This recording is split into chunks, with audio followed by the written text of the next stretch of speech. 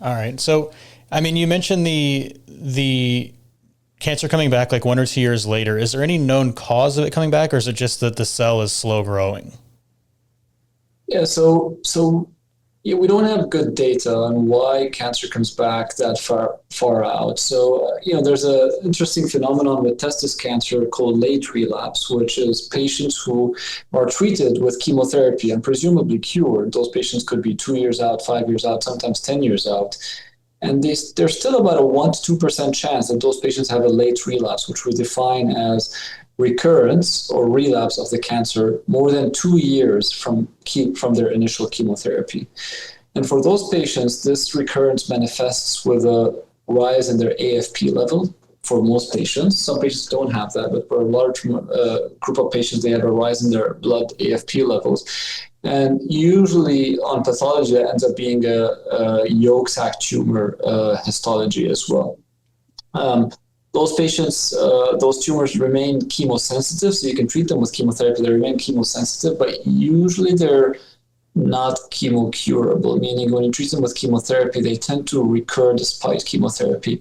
And so our absolute goal with those patients is complete surgical resection. So we really are looking to try and resect whatever disease we see in those patients.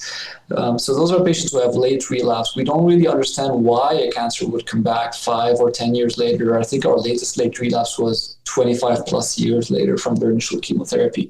Again, it's not common. It's about 1 or 2% of patients. And, we think this might be some residual tumor cells that the immune system for a long time was controlling. But then eventually, unfortunately, the cancer started growing and evaded the immune system and started causing problems. And that's how sort of he got diagnosed with causing a lump somewhere and a rise in an AFP.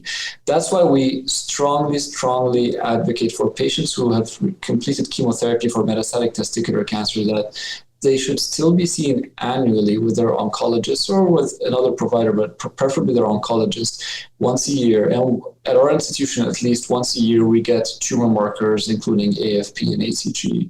And that's essentially an indefinite practice at our institution where we follow them annually with AFP and ACG because there's a subset of patients, it's a small subset, but who will have a late relapse. And usually you can catch that with a high AFP blood test on your annual blood testing.